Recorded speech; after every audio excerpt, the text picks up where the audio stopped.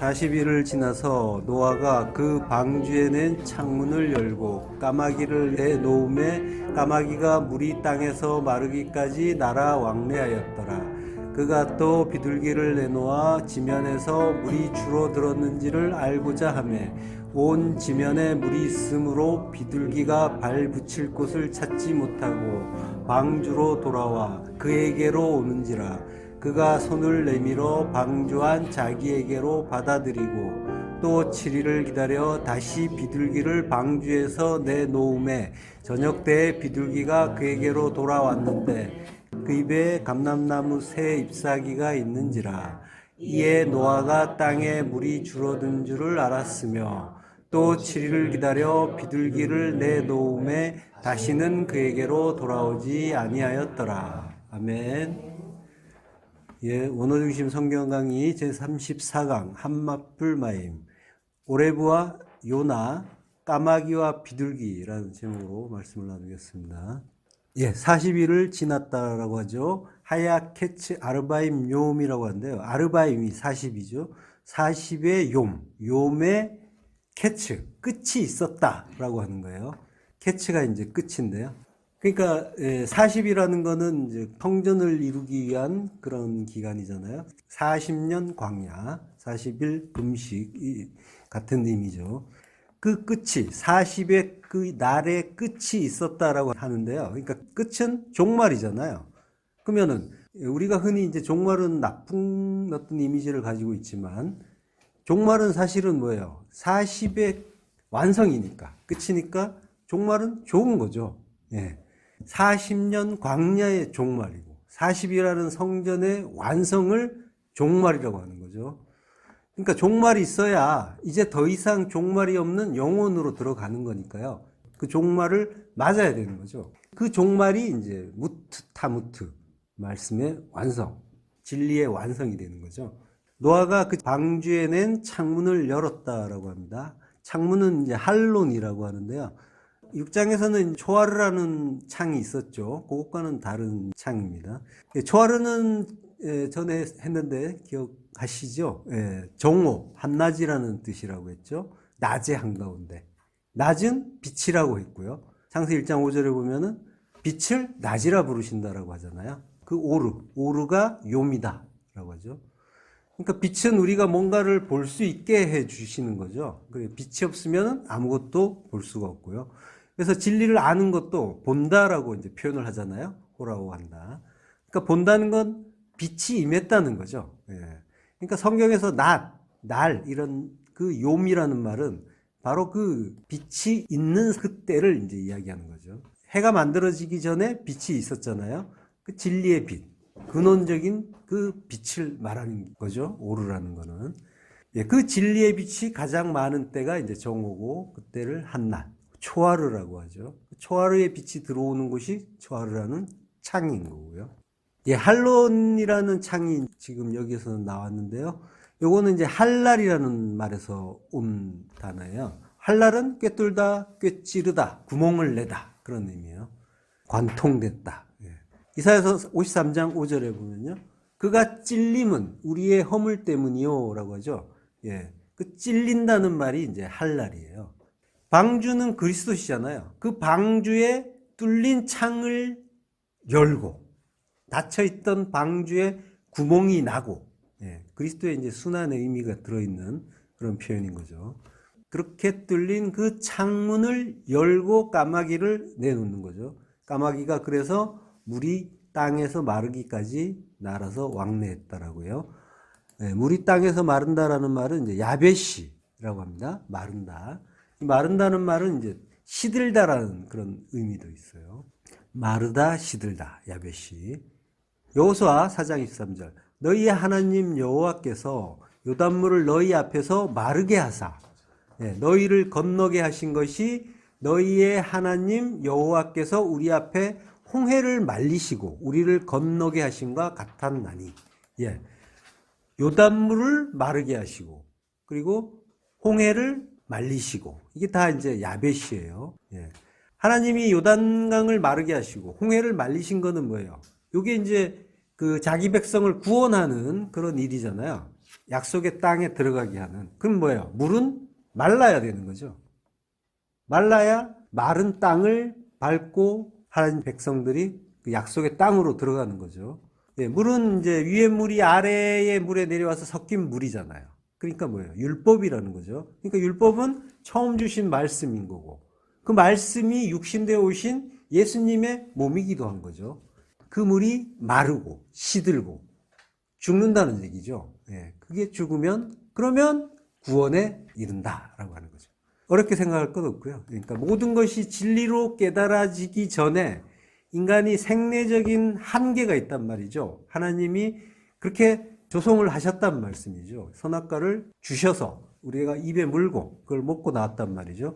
그래서 하나님의 뜻을 온전하게 알 수가 없는 거죠. 그 단계에서 시작을 하는 거잖아요. 그 자체, 그 하나님이 온전하게 알게 하시기 이전의 단계를 율법이라고 하잖아요. 그러니까 그게 말라야 되는 것, 깨져야 되는 것, 죽어야 되는 것이라고 이제 성경은 계속 말씀하고 있는 거예요. 처음 우리가 하나님 말씀을 받았을 때 우리는 어떻게 그 말씀을 봐요? 보이는 대로 보잖아요. 그러니까 하나님 말씀은 전부 하라 하지 말라 하는 형식으로 되어 있단 말이죠. 그 형식으로 우리에게 주어져 있어요. 그러면은 우리는 하나님 말씀을 이제 어쩔 수 없이 율법으로 보게 되는 거죠. 하라 하지 말라의 그 행위로 보게 되는 거예요. 그래서 처음에 이제 예를 들어서 성경을 볼 때 살인하지 말라라고 하면은 그러면 우리는 그렇지 살인하면 안 되지 라고 그걸 당연하게 이제 받아들인다는 거죠. 근데 그걸 보면서 아 이게 예수 죽이지 말라는 뜻이구나 이런 식으로 바로 할 수는 없잖아요. 처음부터. 예. 아무도 이제 그런 이해를 처음부터 할 수는 없다는 거죠. 예. 성경은 이제 계속 이런 식으로 처음 받은 말씀과 새롭게 깨달아지는 말씀을 가지고 계속 우리에게 가르쳐 주고 계신 거예요. 그걸 이제 율법과 진리로 가르쳐 주시고 그리고 예수와 그리스도로 가르쳐 주시는 거죠. 이 관점을 이제 계속 견지하면서 성경을 보시고 이해를 하셔야 되는 거죠. 그러면 발견되는 거는 뭐냐면은 죽어주시는 예수님이 이제 보이는 거죠. 그 관점에서 보면. 그럼 우리는 이제 하나님이신 그분이 죽은 흑인 우리, 티끌인 우리를 위해서 죽어주셨다는 그 은혜를 깨닫게 되고 그래서 감사할 수 있게 되고 그분의 그 십자가 사랑 앞에서 자기 사랑을 멈출 수가 있게 되는 거죠. 요걸 이제 다나토스의 죽음, 무트타무트의 죽음, 자가 죽음이라고 하는 거죠. 자기 부인의 죽음. 자기 사랑을 멈춘다는 것은 이제 자기 중심의 두 마음, 선악의 두 마음을 더 이상 발동하지 않는다라고 하는 거죠. 사실은 그 두 마음을 하나님이 주신 거예요. 그 마음을 하나님이 새롭게 빛을 주셔서 이제 더 이상 두 마음이 아니라 한 마음으로 볼 수 있게 해주시는 그런 이제 은혜의 그 단계로 이제 나아가는 거죠. 선악의 두 마음은 그걸 원죄라고 하잖아요. 왜 그러냐면은 그거는 선악의 두 마음은 무조건 자기를 위하는 마음을 갖게 되거든요. 좋고 나쁜 거를 자기가 중심이 돼가지고 따지게 되면 항상 자기 중심으로 나의 유익을 위한 시각에서 이제 모든 것을 보고 그러고 선택을 하기 때문에 그래서 내가 이익 보는 게 좋고 손해를 보면 나쁘다라고 이제 계속 가는 거죠. 그리고 내가 남보다 높아지고 그리고 존경을 받기를 원하는 거고 낮아지고 하대받으면 싫어하는 거고요. 거기에서 그 두 마음에서 이 자기 사랑이라는 그 두 마음이 포기가 되면 그러면 뭐예요? 자기 사랑이 멈춘단 말이죠. 나를 더 이상 사랑하지 않게 되는 거죠. 진짜 사랑을 알고 나를 사랑하는 거는 그거는 하나님 사랑과는 관계없는 거구나. 진짜 참사랑 아가페 그 사랑하고는 관계없는 거구나를 알게 되고 그러면은 이익과 손해라는 그 기준이 없어지는 거죠. 그리고 그리스도의 한 마음으로 하나님 나라와 의를 구하는데 집중할 수가 있게 되는 거죠. 내가 하나님 나라를 어떻게 이루어 가는가, 하나님 뜻이 어떻게 나에게 사랑으로 다가오는가를 거기에 초점을 맞추게 되는 거죠. 그러니까 모든 그 강박에서 벗어나게 되는 거죠. 그래서 내가 남보다 낮아져도 되고 괜찮고 그래서 다른 이가 나를 밟고 지나가도 되고 오히려 내가 무릎을 꿇고 그를 받쳐서 위로 올라갈 수 있도록 도와주는 기꺼이 발밑에 깔리는 자가 되는 거죠. 이게 천국의 생활의 원리라는 거죠. 천국은 이러한 나라니까요. 그래서 천국은 그러한 그 자기가 부인된 자들의 나라. 그러니까 자기 부인의 죽음으로 세워지는 나라인 거죠. 죽음으로 들어가고 죽음으로 세워지고. 근데 그 죽음은 그리스도의 그 십자가 은혜로만 가능해지는 거고, 깨달을 수가 있는 거고, 그 본을 우리가 배우는 거고. 그래서 하나님 말씀 속에서 십자가 은혜를 발견하는 것이 우리의 인생살이인 거죠. 성도의 인생살이. 거듭 말씀드리지만 천국은 예수님의 십자가 죽음으로 테텔레스타이 완성되는 나라고, 그 죽음의 본에 동참해서 하나 되는 것이 성도의 죽음이고, 그 죽음을 영생이라고 하는 거죠. 자, 요단강을 마르게 하시고 홍해를 말리시고. 요단강이 마른다는 죽는다라고 했죠. 요단강이 죽는 거예요. 요단강. 요단이란 말은 야르덴이에요. 야르덴은 야라드에서 온 말이에요. 그러니까 야라드라는 말은 내려오다라는 뜻이에요. 그러니까 내려온 자, 그가 야르덴인 거예요. 내려오신 분이 말라서 시들어서 죽는다라는 거예요. 그분이 야베시 하셔서 성도가, 하나님 백성이 약속의 땅으로 들어갈 수 있게 되는 거예요. 그리고 홍해를 말리시고, 얌스프라고 하죠. 홍해바다. 바다는 섞인 물이잖아요. 율법. 그 율법을 하나님이 말리시고 삭제하시고 도말하시는 거죠. 그걸 또 십자가에서 보여주시는 거죠. 예수님을 죽이심으로써. 하나님이 홍해를 말리기 전에 어떻게 하세요? 홍해를 말리기 전에 불로 찢잖아요. 휘장을 찢듯이 찢는 거예요. 결국 홍해는 율법이고, 율법은 예수님이란 말이죠. 말씀이 육신되어 오신 예수고.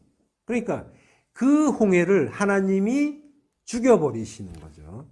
이사야서 4장 8절. 풀은 마르고 꽃은 시드나 우리 하나님의 말씀은 영원히 서리라 하라. 하치르, 풀이 야베시, 마른데요. 팔레스타인에서는 풀이 겨울비와 이제 봄비가 오고 난 후에 금방 자란다고 해요. 이 풀이 이제 여름에 뜨거운 열기가 오고, 그리고 크암신이라고 하죠. 크암신.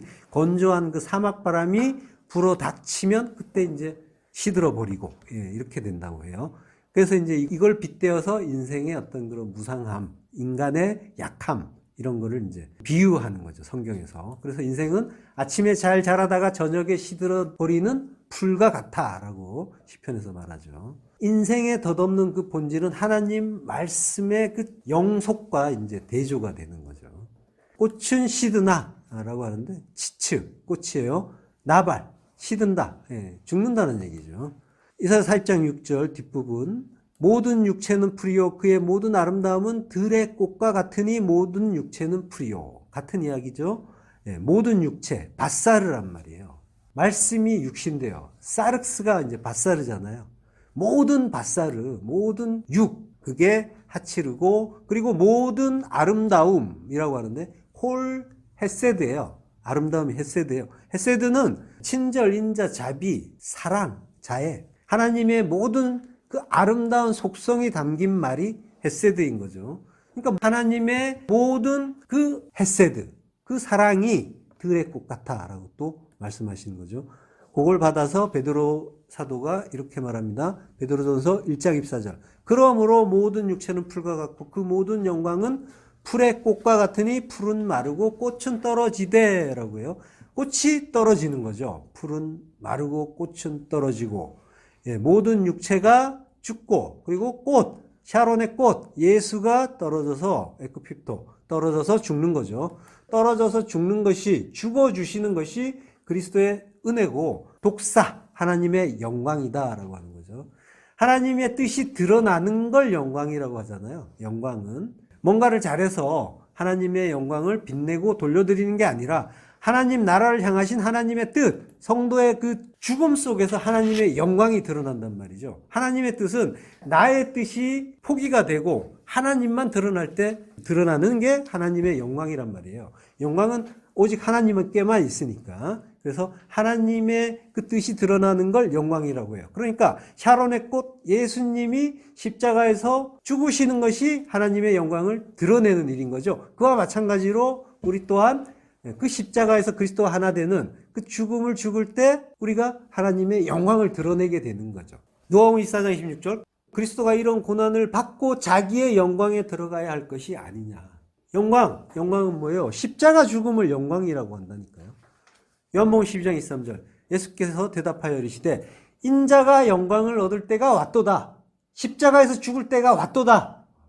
내가 십자가에서 죽는 게 그러니까 하나님의 영광이 되는 거죠. 그리고 우리가 그 영광에 들어가는 자가 되는 거죠. 십자가에서 죽는 게 영광이란 말이에요.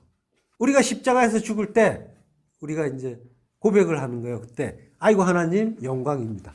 저 같은 걸 죽여주시니 감사합니다 하고 참 영광입니다 하고 이렇게 하나님을 찬송하는 자리로 가는 거죠. 그렇게 죽으면 씨가 맺히고 열매도 맺는 거죠. 열매는 항상 십자가라는 나무의 열매고 그게 생명나무의 열매인 거죠. 예, 푸른 마르고 꽃은 시드나 우리 하나님의 말씀은 영원히 서리라라고 하죠. 말씀, 다바르, 말씀은 올람, 레올람, 영혼을 위하여 쿰, 선다, 우뚝 선다, 십자가로 선다라고 하는 거죠. 예. 그러니까 뭐예요? 하나님의 그 말씀은 그리스도시잖아요. 그리스도의 이름은 하나님의 말씀이다라고 하죠. 그 말씀이 예수 그리스도신 거죠. 그러니까 뭐예요? 말씀이 영원히 선다는 건 하나님이 영혼을 위하여 말씀이신 그리스도를 십자가에 단다라는 그 의미인 거죠. 우리 하나님의 말씀은 레올람, 영혼을 위하여 서리라. 하나님의 말씀 또한 영혼이 서겠지만 지금 뭐예요? 십자가 이야기를 하는 거란 말이에요. 예, 말씀이 육신되오신 그 예수라는 그 율법의 말씀이 십자가에 달려서 죽으시고 그래서 십자가를 통과한 그리스도의 그 레마의 말씀으로 생명의 말씀으로 다시 살아서 부활하는 거죠. 푸른 마르고 물도 마르고 야벳이 그 물이 마른 땅을 뭐라고 하냐면요. 여호수아 4장 22절 너희는 너희의 자손들에게 알게 하여 이르기를 이스라엘이 마른 땅을 밟고 이 요단강을 건넜음이라. 예, 마른 땅 얏바사라고 하는 거예요. 얏바사가 야베시에서 온 말이에요. 갇혀 자음이 예. 마르면은 마른 땅. 예. 그러니까 얏바사라는 게 구원의 땅이란 말이에요. 지금 홍수를 통해서 지금 하나님이 이제 태초의 창조를 다시 보여주시는 거예요. 창세기 1장 2절에 보면 땅이 혼돈하고 공허하며 흑암이 깊음이 있고 하나님의 영은 수면 위에 운행하시니라. 땅을 완전히 이제 물이 덮고 있는 형국이죠. 창세기 1장 9절 하나님이 일시되 천하의 물이 한 곳으로 모이고 묻이 드러나라 하시니 그대로 되니라. 얏바사가 드러나라. 거기에서 온통 율법에 그 오해된 물에 덮여 있는 우리에게 그 약속의 땅 진리를 보여주시는 것. 이게 이제 묻이 드러나는 일인 거죠. 얏바사가 드러나는 것. 이게 이제 구원이란 말이죠. 그러니까 얏바사는 뭐예요? 그 물이 마르는 일인 거고, 물이 마름으로써, 물이 죽음으로써, 말씀이 육신되어 오신 예수의 몸이 죽으심으로써 우리가 약속의 땅으로 건너갈 수 있게 해주시는 그 땅인 거죠. 그걸 얏바사라고 하는 거예요. 본문 7절 까마귀를 내 놓음에 까마귀가 물이 땅에서 마르기까지 날아 왕래하였더라. 예. 까마귀, 오레브라고 합니다. 오레브는 아라브, 에레브 이런 말들하고 같은 계열의 단어죠. 그러니까 에레브는 저녁이잖아요. 아랍은 저녁이 되다 어두워지다. 예. 까마귀의 의미는 어두움이에요. 어둡다는 거는 빛을 보지 못하는 상태, 율법의 상태를 이야기하는 거죠. 마태복음 6장 26절 공중의 새를 보라. 심지도 않고 거두지도 않고 창고에 모아들이지도 아니하되 너희 하늘 아버지께서 기르시나니 너희는 이것들보다 귀하지 아니하냐. 예, 공중의 새는 성전 이야기하는 거예요. 지금 예수님은 예, 병행 구절을 보면요. 누가복음 12장 24절 까마귀를 생각하라. 이하의 내용은 똑같죠. 마태복음 6장 26절과 똑같죠. 예. 그러니까 공중의 새를 보라는 까마귀를 보라는 얘기예요. 그러면 까마귀와 같다는 의미인 거죠. 공중의 새는 성전이라고 했잖아요. 이 예루살렘 성전을 이야기하는 거예요. 그리고 예루살렘 성전은 율법의 성전이죠. 율법주의 그 이스라엘의 성전. 그리고 이 공중의 새는 그 민수기에 나오는 불뱀과 또 같은 의미예요. 이사야서 6장 2절. 스랍들이 모시고 섰는데 각기 6 날개가 있어 그 둘로는 자기의 얼굴을 가리었고 그 둘로는 자기의 발을 가리었고 그 둘로는 날며라고 하죠. 스랍이 사라프, 불뱀이에요. 민수기에서 이스라엘을 죽인 불뱀. 그러니까 예수님이 불뱀이 되시잖아요. 불뱀이 되시고 장대 높이 달리시잖아요.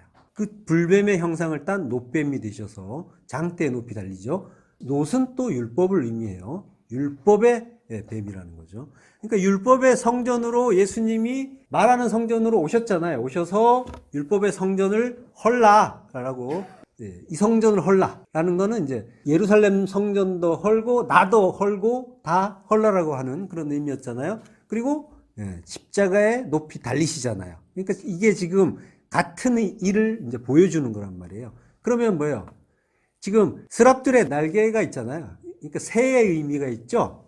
그 공중의 새란 말이에요. 새가 불뱀이고, 그러니까 같은 의미죠. 공중의 새를 보라고 할 때 그 새가 성전을 의미하고 성전은 예수님이시고, 그리고 날개 달린 스랍, 불뱀도 역시 성전과 같은 이미지인 거고, 그리고 예수님도 뱀이 되셔서 달리시고 같은 이미지로 이어지는 거예요.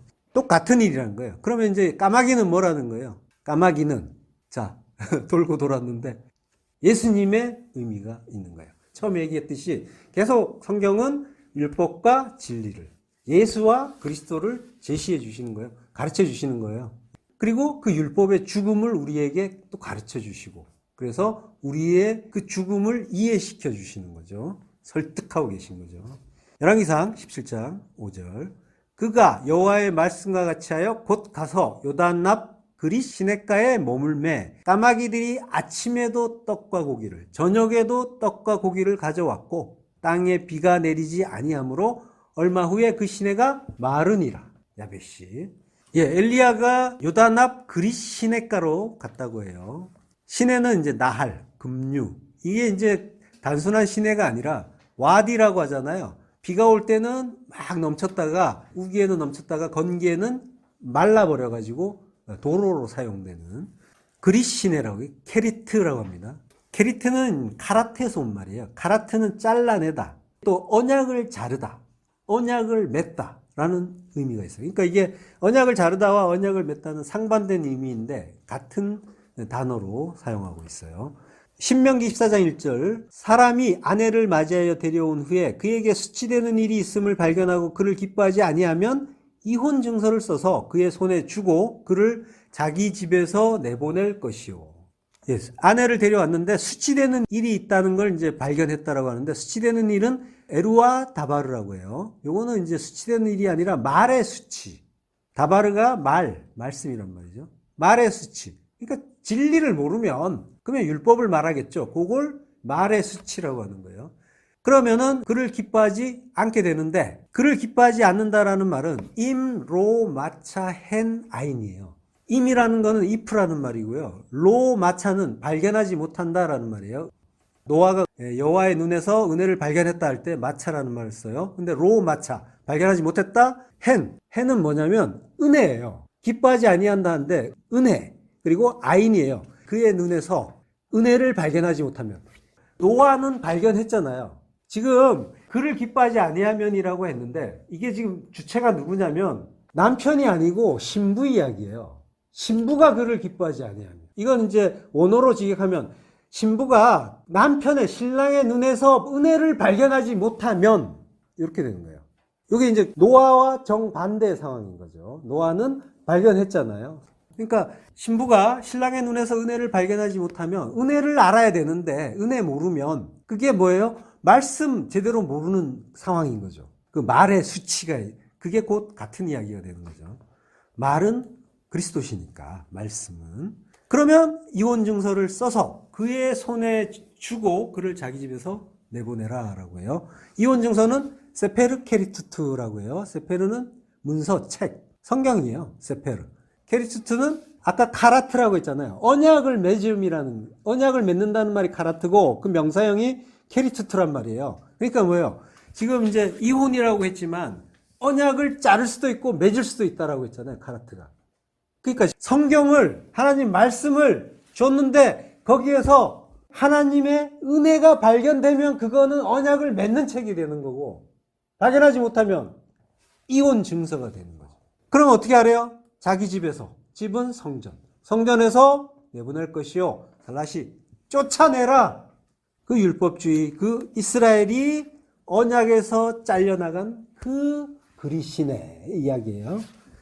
가라트된 그 시내, 물이 말라버리는 그 시내인 거죠. 거기에서 까마귀들이 아침에도 떡과 고기를, 저녁에도 떡과 고기를 가져온다는 거죠.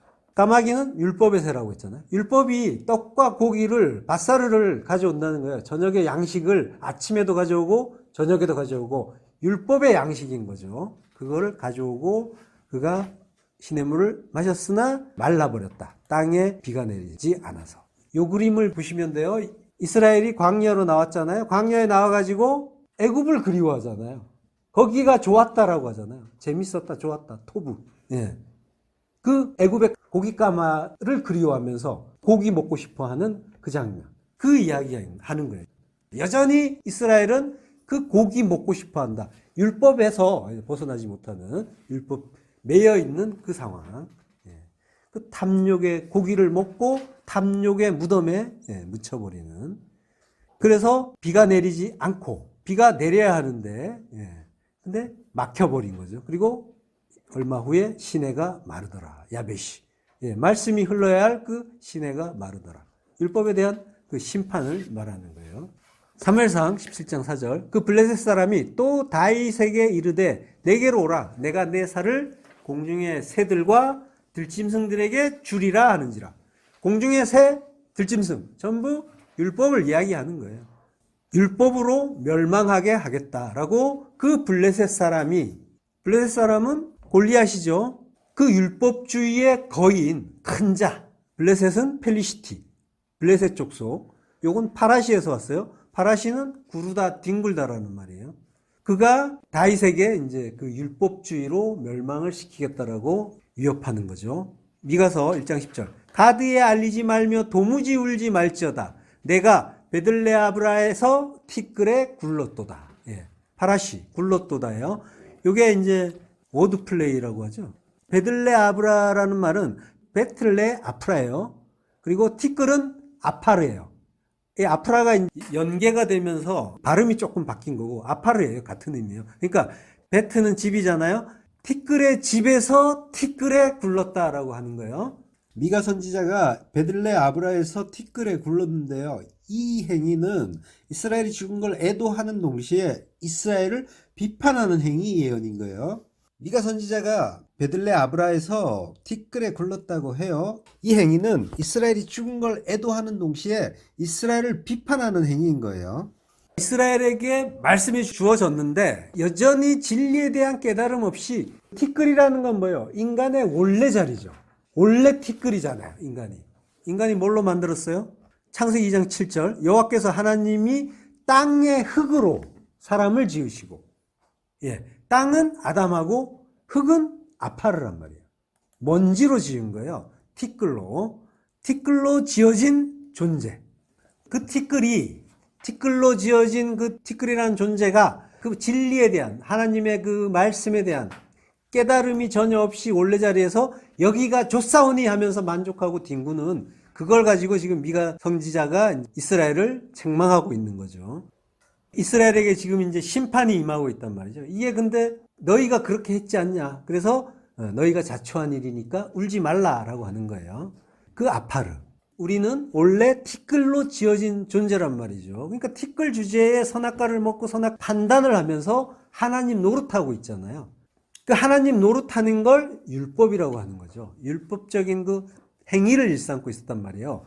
그걸 미가 선지자가 아파르의 성전에서 아파르에 뒹군다라고 이제 말하는 거죠. 그게 이제 단순히 그 과거의 이스라엘에게 이야기하는 게 아니라 하나님이 우리에게 하시는 말씀인 거예요. 우리가 지금 그러고 있단 말이죠.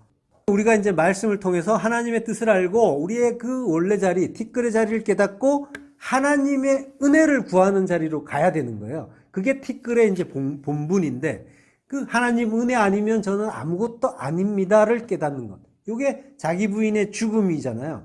요게 은혜 속에서 다시 사는 부활의 새 생명인 거죠. 요거 발견해야 되는 거죠. 하나님 말씀을 통해서.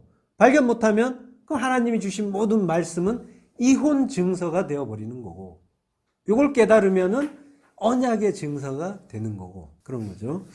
미가 선지자가 가드에 알리지 말라라는 말을 하는데요. 요 말은 이제 사무엘 하에서 다윗이 쓴 그 조사에 들어있는 말이에요. 조사는 요나단과 사울 왕이 블레셋에게 죽잖아요. 그 죽었을 때 애통해하면서 지은 말이 이제 가드에 알리지 말며, 그리고 아스글론 거리에도 알리지 말라, 이제 이런 말을 쓴단 말이에요. 가드가 블레셋의 도시잖아요. 그리고 다윗과 싸운 그 골리앗이 가드 사람이죠. 그리고 이제 여기에도 또 다윗이 쓴 그 시에도 이제 또 워드 플레이가 있어요. 가드라는 말이 이제 가드에 알리지 말라라고 할 때 알린다는 말은 또 나가드예요. 요게 이제 가드, 나가드 이제 이런 식으로 또 이어지고 있는 거죠. 그리고 또 미가 선지자의 고향도 모레셋 가드라고 해요. 거의 같은 지역인 거죠. 그러니까 굉장히 의미가 중첩된 어떤 중의적인 표현인 거죠. 다윗을 이제 비난한 그 블레셋 사람, 그가 이제 골리앗이잖아요. 골리앗이 골야트라고 해요. 골야트는 포로라는 의미예요. 그러니까 뭐예요? 율법주의의 큰 자, 거인이란 말이에요. 그가 뭐예요? 세상에 포로된 자라는 거죠. 그가 다윗의 살을 공중의 새들과 들짐승에게 주겠다라고 하는 거죠. 들짐승은 베헤마죠. 베헤마는 희생 제사를 드리는 제물이잖아요. 그러니까 예수를 반복해서 죽이는 그 율법적인 제사의 제물인 거죠. 공중의 새, 율법의 성전이고요. 율법의 옛 성전과 율법적인 제사. 그러니까 그걸 이야기하는 거니까 뭐야? 율법에게 너를 넘긴다라는 그런 의미였던 거죠. 본문으로 돌아와서요. 까마귀가 물이 땅에서 마르기까지 날아 왕래했다라고 하는데, 날아서 왕래했다라는 말은 이제 야차라는 말이 두 번 반복돼요. 야차, 야차, 슈브 이런 이제 단어들이 나와요. 원문으로 하면 이제 와예체, 야초, 와쇼부 뭐 이렇게 되는데, 야차라는 말은 이제 나가다, 끌어내다라는 말이고, 슈브는 돌아오다. 그러니까 나가고 돌아온다라고 하는 거예요. 그러니까 이게 의미 자체는 왔다 갔다 했다라는 얘기가 아니라 까마귀가 계속해서 돌아오지 않고 날아다니는 모습을 이제 표현하는 구절인 거죠. 그 노아가 이제 방주 밖의 상황을 알기 위해서 이제 까마귀를 보냈잖아요. 그렇지만 이제 방주로 돌아오지 않고 자기가 원하는 대로 날아다니기만 했다라는 그런 의미를 담고 있는 거예요. 율법적인 행위를 반복했다라는 거죠. 그리고 나서 이제 돌아오지 않으니까 노아가 비둘기를 내놓게 되는 거죠. 비둘기를 내놓아서 지면에서 물이 줄어들었는지를 알고자 하매라고 해요. 노아가 이제 비둘기를 내보낸단 말이에요. 근데 왜 비둘기일까요? 다른 새들도 많이 있었을 텐데 까마귀 다음에 이제 비둘기를 내보낸단 말이죠. 비둘기에 어떤 의미가 있길래 비둘기를 내보냈을까요? 마태복음 10장 16절 보라 내가 너희를 보냄이 양을 이리 가운데로 보냄과 같도다. 그러므로 너희는 뱀같이 지혜롭고 비둘기같이 순결하라. 비둘기같이 순결하라고 하죠. 그러니까 뭐예요? 비둘기는 순결하다는 거죠. 순결하다는 건 또 뭐예요? 이제 어떤 그 교단에서는 이제 성결이라고 하죠. 성결의 교리. 성결을 이제 성화와 이제 연결해서 이렇게 보통 이야기하죠. 구원의 터정을 이 선행 은총, 그 다음에 깨우치는 은총, 그리고 칭의 은총, 그 다음에 성결. 이렇게 이제 그 순서를 정해서 이렇게 제시를 해요. 그리고 마지막으로 영화. 그 성결 속에 이제 그 성화의 이제 개념이 들어있는 거예요. 중생과 성화. 중생이란 건 거듭남이죠. 죽고 다시 사는. 예수님이 말씀하신 그 겟나오 아노테. 위로부터 거듭나는 것. 그걸 이제 중생이라고 하죠. 성결, 중생, 성화, 영화 이렇게 이제 구분을 해놨는데 그것들과 이 모든 은총들 앞에서 이제 나왔던 그것들은 결국 십자가에서 죽음으로써 우리가 받을 수 있고 깨닫게 되고 얻는 그런 은혜인 거죠. 알고 보면 어떻게 보면 동시적일 수가 있는데 구원의 어떤 서정으로 이해하기 쉽게 표현을 해놨어요. 비둘기를 신약에서는 페리스테라라고 하고요. 구약에서는 요나라고 하죠. 그 비둘기가 아케라이오스라고 해요. 순결하다라고 하죠. 아케라이오스는 부정접두사 아와 케란님이라는 단어가 결합한 거예요. 케란님이는 섞다, 혼합하다라는 의미예요. 그러니까 순결하다는 건 섞이지 않았다라는 거죠. 뭐가 섞이지 않은 거예요? 말씀이. 그 하나님의 참 뜻이 인간의 생각과 섞이지 않으면 그걸 순결하다라고 하는 거죠. 그 의미로 비둘기가 나가는 거죠. 마가복음 1장 10절 곧 물에서 올라오실새 하늘이 갈라짐과 성령이 비둘기같이 자기에게 내려오심을 보시더니 라고요. 예, 성령이 비둘기같이라고요. 물에서 올라오실새, 물에서 올라오신다는 말은 아나바이노라고 하고요. 성령이 내려오신다라는 말은 카타바이노라고 해요. 그러니까 비둘기는 뭐예요? 성령의 의미를 가지고 있는 거예요. 순결한. 성령은 진리의 영이시잖아요. 진리는 섞이지 않은 순수함. 그리고 이제 우리가 푸뉴마, 성령, 루아흐, 성령은 하나님 말씀으로 치환해서 읽자고 했잖아요. 순전하고 깨끗한 하나님 말씀으로 치환해서 보시면 된다라고 했잖아요. 그 의미인 거예요. 예, 그 순결이에요. 요한 3장 22절 병행 구절에 보면요. 성령이 비둘기 같은 형체로 그의 위에 강림하시더니 그 성령이 마치 비둘기의 어떤 그런 모양, 형상을처럼 이렇게 날개를 활짝 펴면 이제 쫙 퍼지는 그런 형체로 이제 강림하셨다. 거기에 성경에서 비둘기에 부여한 그 순결함의 의미까지 담아서 이제 지금 표현하신 거죠. 시편 12편 6절 여호와의 말씀은 순결하며 흙도가니에 7번 단련한 은 같도다. 예. 여호와의 말씀은 순결하다. 이므라 말씀이에요. 이므라의 이제 동사형은 아마르. 그 진리의 말씀, 그 말씀은 순결하다. 지금 다바르라고 얘기하지 않았죠. 그러니까 신약에 대입을 하자면은 다바르는 로고스가 되는 거고 이므라는 레마가 되는 거죠. 예. 순결한 말씀, 레마의 말씀을 얘기하는 거예요. 예. 성령께서 주시는, 그리스도의 영께서 우리에게 가르쳐 주시는 하나님의 참 뜻, 그게 순결하다. 왜? 인간의 생각과 전혀 무관하니까, 섞이지 않은 것이니까. 타호르라고 해요. 순수하다, 깨끗하다. 예. 타호르란 단어는 체데크와 타호르 편에서 우리가 공부했었죠. 예, 흙도가니에 7번 단련한 은 같아라고 하는데, 은은 속전이잖아요. 우리의 속전, 예수 그리스도시죠. 그래서 예수님이 은혜 팔리시잖아요. 은 30에 대속의 은혜로 30 하늘을 완성한다라고 하는 거죠.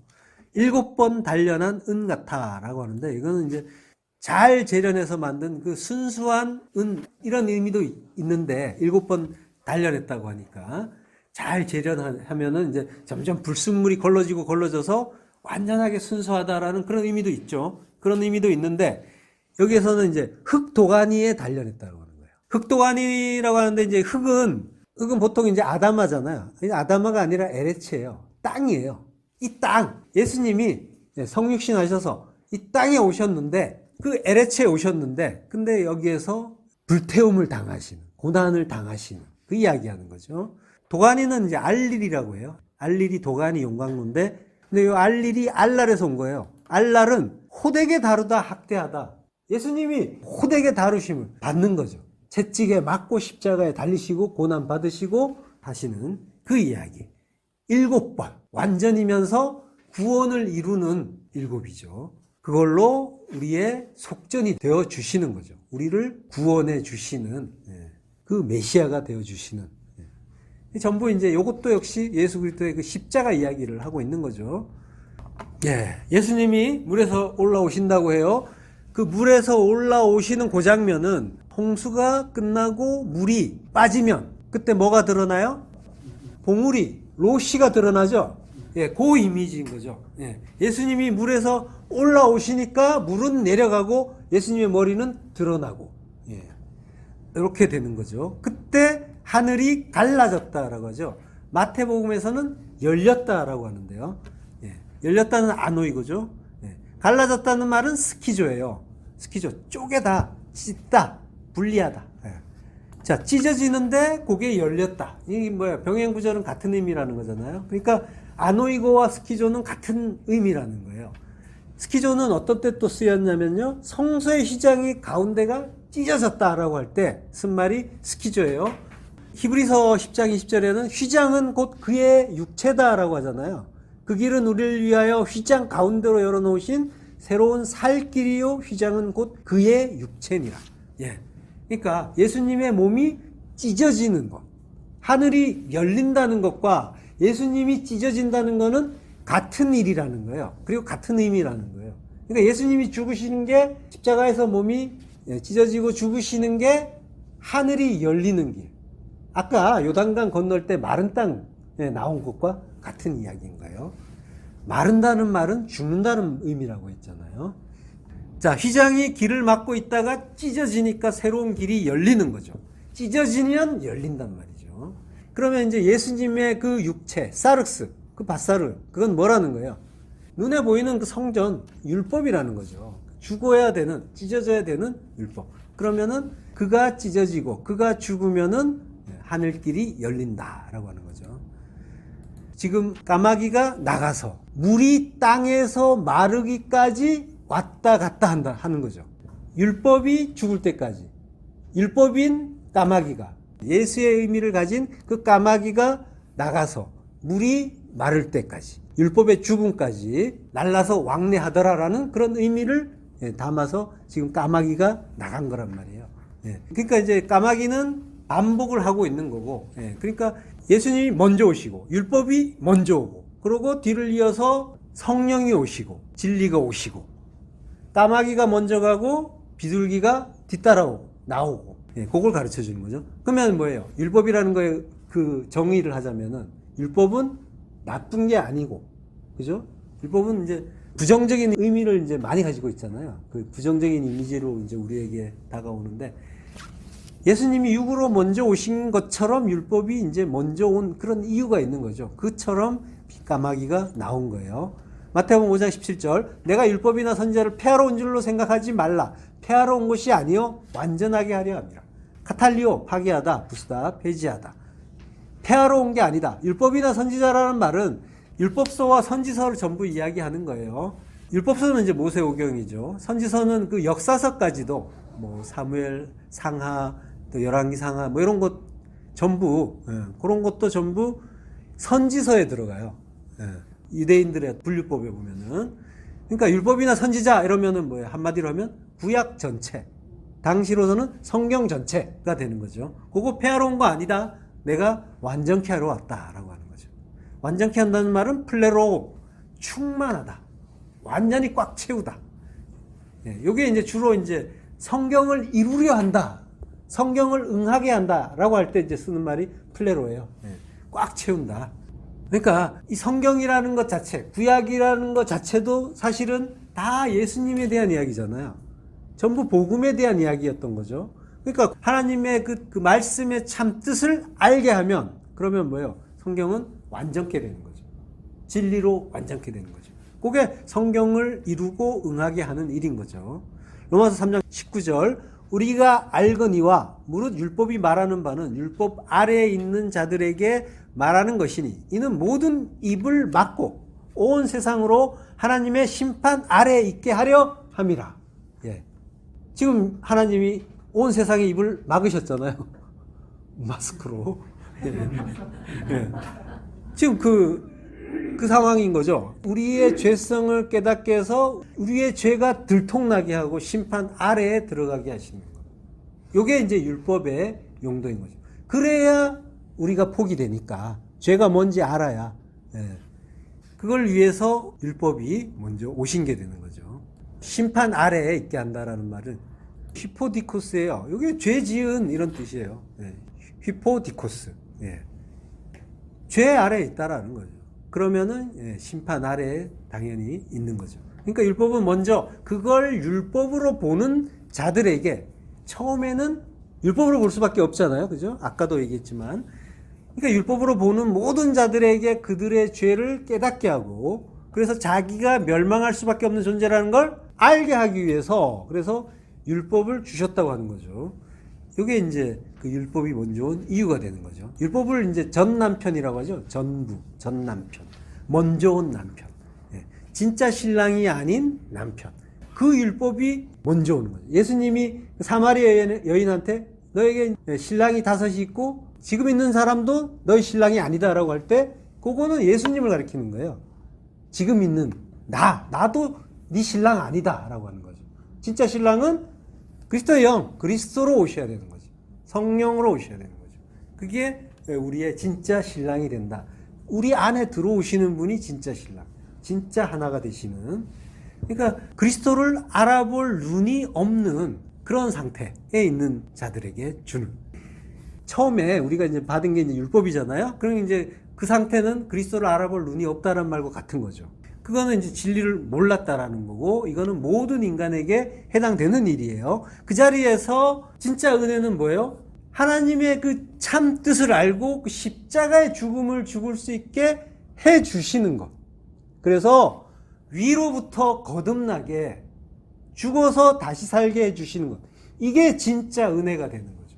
그러니까 모든 하늘의 진리는 십자가로 향해 있단 말이에요. 그래서 그 십자가를 우리가 바르게 깨닫고 그 십자가에서 그리스도와 함께 죽고 부활하지 않으면 아무것도 아닌 거죠. 아무 의미가 없는 거고. 진짜 은혜는 우리가 원하는 것 잘 주시는 그 축복 주시는 게 아니라 우리를 죽게 해주시는, 우리를 포기할 수 있게 해주시는 것. 요게 이제 진짜 은혜가 되는 거죠. 그랬을 때 성경이 언약의 책이 되고 생명책이 되는 거죠.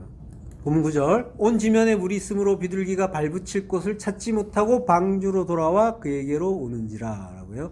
발붙일 곳이라고 하는데, 붙일 곳은 이제 마노아흐예요. 노아흐가 이제 안식이잖아요. 그리고 앞에 매미 붙으면은 어떠어떠한 곳, 어떠어떠한 것이라고 했잖아요. 그러니까 안식하는 곳, 그게 이제 마노아흐가 되는 거죠. 그걸 찾지 못하고 돌아왔어요. 그래서 또 7일을 기다려요. 오드라고 합니다. 오드. 연속, 계속의 의미. 그리고 그게 이제 영혼까지 이어지는 계속의 의미도 된다라고 전에 말씀드렸죠. 그래서 7일. 7은 이제 쉐바죠. 그걸 기다렸다고 해요. 기다렸다는 말은 풀이라고 하는데요. 이거 이제 빙빙 돌다 괴로워하다, 견고하다, 강하다, 몸부림치며 괴로워하다. 몸부림치면서 괴로워하는 거는 해산의 고통이죠. 그 의미까지 이제 담은 그런 단어예요. 풀이. 시편 29편 8절. 여호와의 소리가 광야를 진동하시며. 이게 풀이에요. 진동한다. 진동하니까 이제 듣는 자들이 이제 괴로워한다라는 그런 의미까지 있는 거죠. 여호와께서 가데스 광야를 진동시키시도다. 소리는 콜이에요. 콜. 콜은 이제 소리인데, 그 하나님의 어떤 말씀하시는 그 소리가 되는 거죠. 그리고 광야는 미드바로. 가데스는 이제 카데시라고 하고요. 신성한, 코데시가 거룩이잖아요. 카데시, 같은 의미죠. 가데스 광야, 그러니까 거룩의 광야가 되는 거죠. 그 거룩을 배우는 광야. 또 미드바르 자체도 다바르를 배우는 곳이잖아요. 맴이 이제 아까 장소 또는 어떠한 것이라고 했잖아요. 어떠한 곳. 그러니까 다바르를 배우는 곳. 광야. 거기에서 9절 여호와의 소리가 암사슴을 낙태하게 하시고 라고 하는데요. 지금 이제 낙태하게 한다는 말은 요거는 좀 오역 같아요. 요거는 이제 낳게, 아까 이제 몸부림치며 괴로워한다고 했잖아요. 이게 해산의 고통이라고 했잖아요.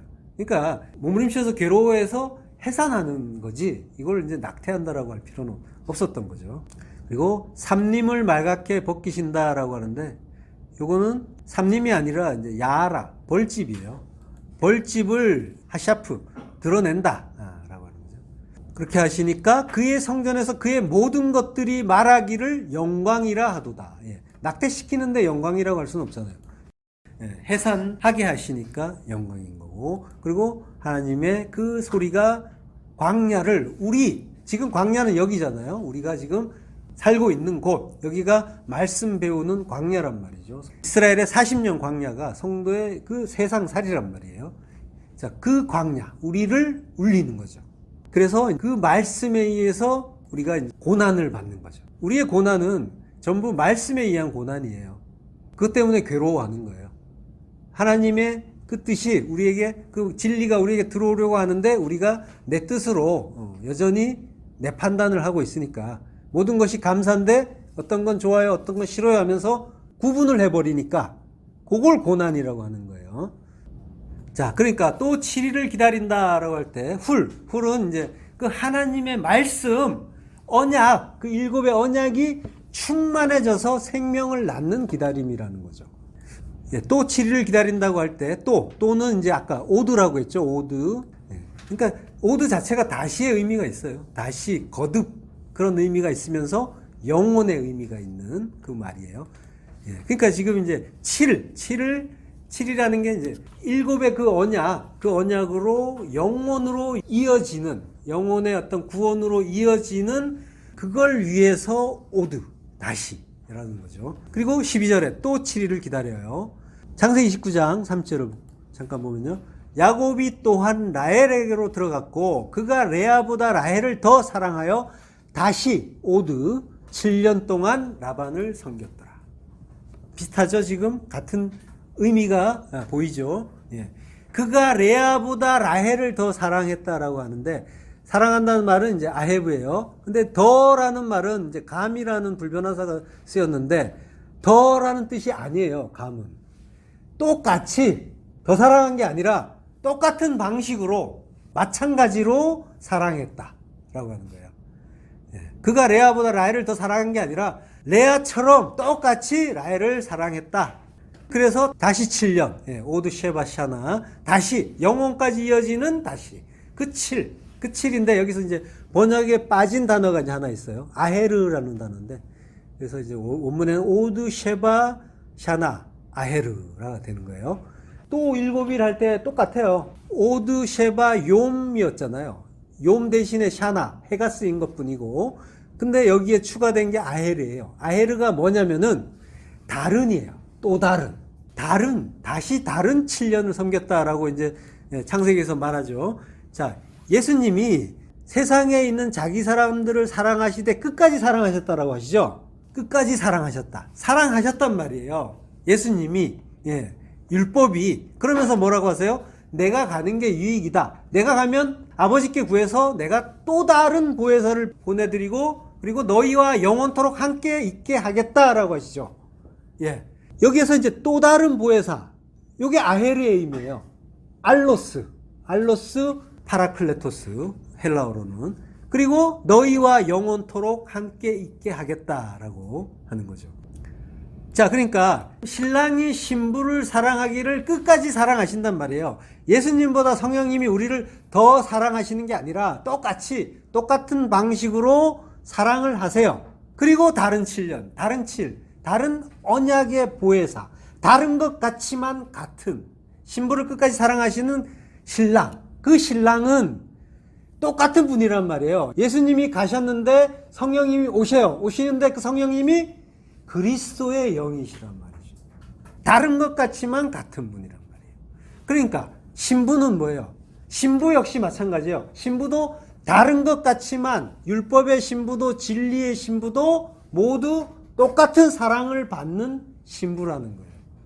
그래서 그 사랑을 받고 율법의 신부가 진리의 신부가 되는 거죠. 예루살렘이, 율법주의 예루살렘, 그 성전이 거룩한 성 예루살렘이 되는 거고, 내가 하나님의 그 뜻을 깨닫기 전에 하나님이 나를 사랑하지 않으신 게 아니라 똑같이 사랑하셨고, 지금처럼 똑같이 사랑하셨고, 하나님이 나를 위해서 죽어주신 거고, 그 사랑을 우리가 알자는 거죠. 그 레아가 알력이 부족하다는 그런 표현이 있잖아요. 예, 개역 성경에. 그러니까 아직 진리에 눈뜨지 못한 어두운 상태다라고 하는 거죠. 율법의 신부라는 거예요. 예, 라헬은 아름답다라고 하죠. 야페. 예, 야페 두 번이나 나오는데, 아름답게 단장한 새 예루살렘이라는 거예요. 예, 근데 둘이 하나란 말이에요. 레아가 나고 라헬 또한 나란 말이에요. 예수가 그리스도시고 그리스도가 예수세요. 먼저 나간 까마귀가 결국은 비둘기인 거예요. 비둘기를 가르쳐 주기 위해서 까마귀가 앞서 나간 거예요. 까마귀가 왜 돌아오지 않았을까요?